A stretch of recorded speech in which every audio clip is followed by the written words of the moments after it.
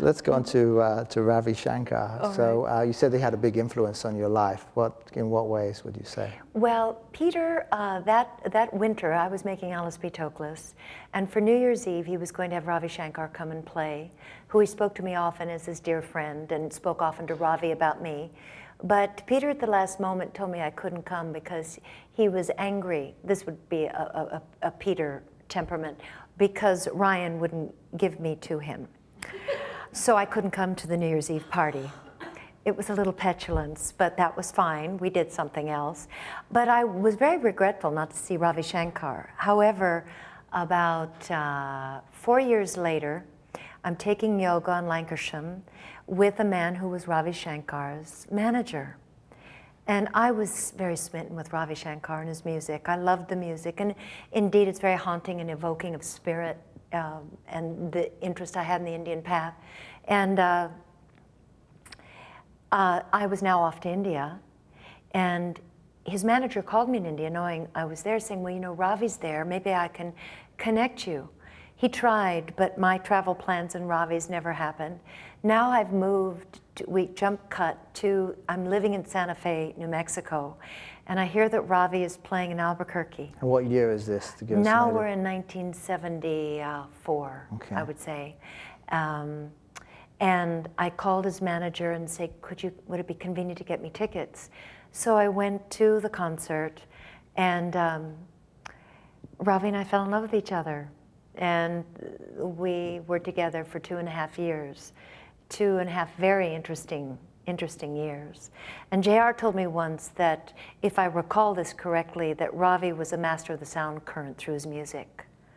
Ravi was a disciple of Sai Baba. And he's still alive though, Ravi, right? Yes, Shankar, Ravi, yeah. I went to see him in the fall with a very dear friend of mine, Katerina, who is also his close friend. And we saw him, and Ravi's 84. 84. Wow.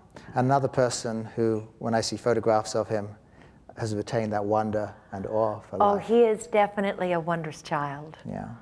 We were an odd couple. He's only 5'1".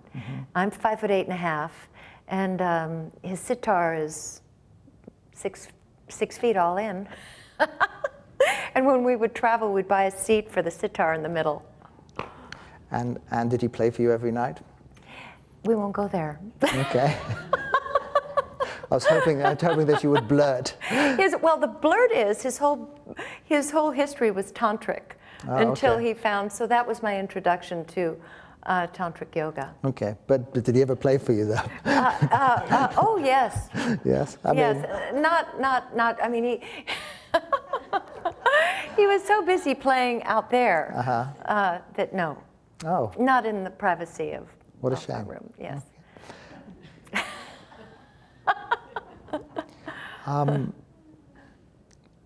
As you look at your life, one thing that I love that JR said, he said that we can look at ourselves as being a complete accumulation of the past, that who we are now is everything that we've ever done in the past.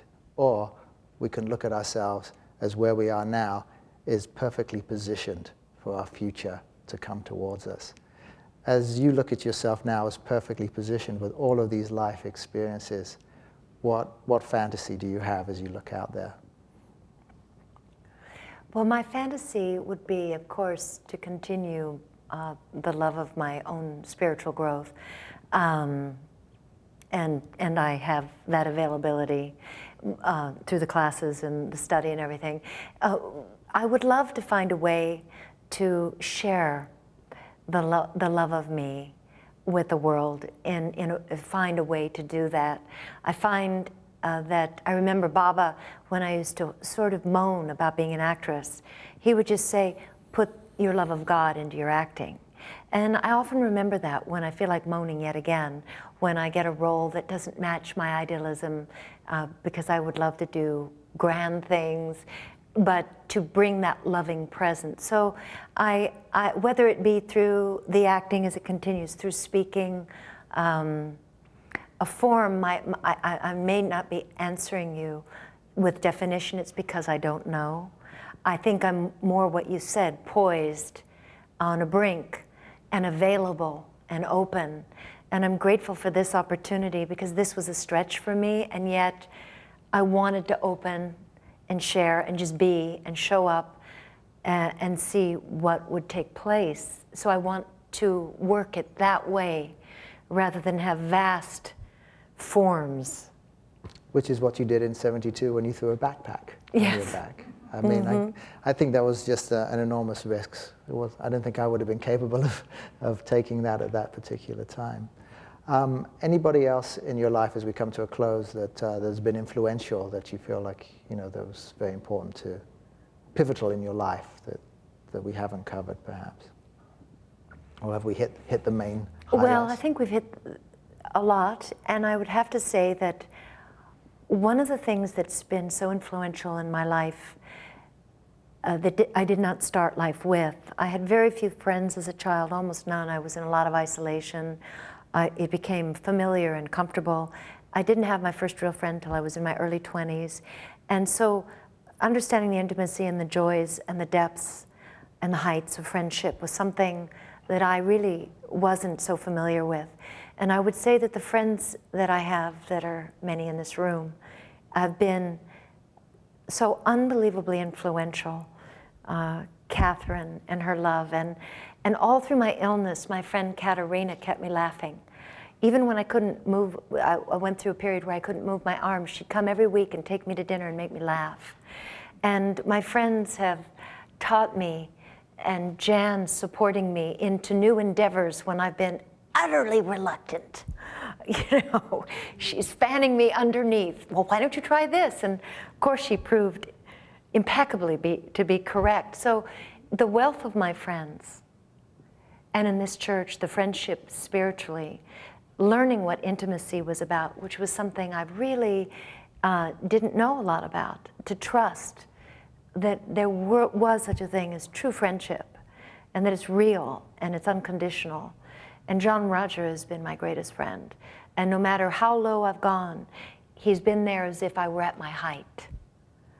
And so I'd been trained by the movie industry that it matched the way I was raised, that you're valuable if you're successful. We don't get a lot of success in this business that's stable.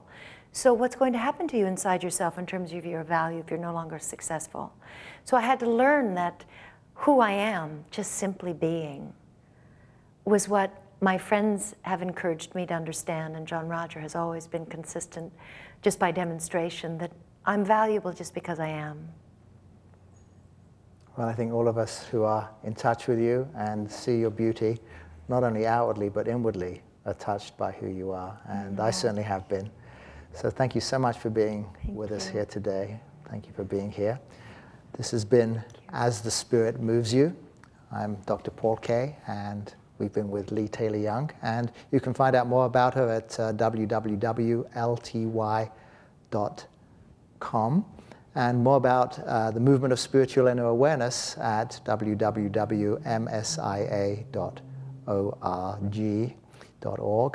And thank you very much for joining us today. Thank you, Leigh. Thank you. Thank you all. Thank you.